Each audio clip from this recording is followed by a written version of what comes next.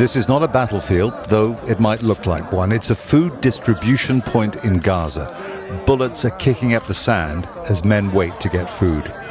It's one of 4 sites run by the so-called Gaza Humanitarian Foundation, a joint Israeli-US scheme they say replaces the UN and keeps food away from Hamas.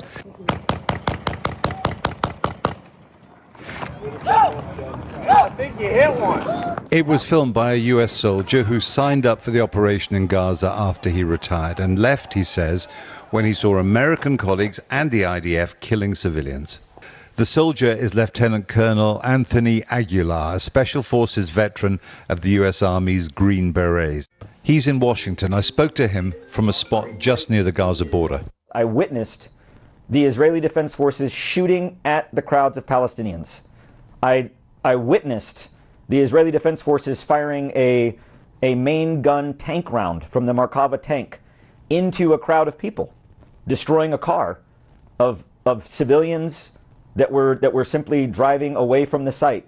I witnessed mortar rounds being fired at the crowds of people to keep them controlled.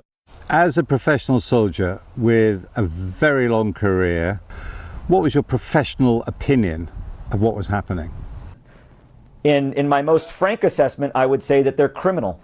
In my entire career, have I never witnessed the level of brutality and use of indiscriminate and unnecessary force against a civilian population, an unarmed, starving population.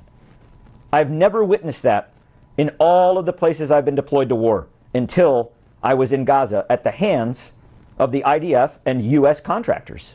Based on the knowledge you have, do you think that you were a witness then to war crimes? I think you're saying that very emphatically.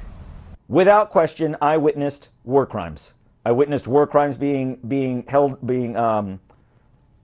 by the Israeli Defense Forces, without a doubt, using artillery rounds, mortar rounds, firing tank rounds into unarmed civilians is a war crime. People can resist hunger for a long time, but in the end their strength ebbs away and deaths can rise exponentially, and that is what seems to be happening now in Gaza. Israel insists its forces have not targeted civilians. Now we have eyewitness testimony to add to the considerable evidence that they've done so as a matter of routine. Jeremy Bowen, BBC News, Jerusalem.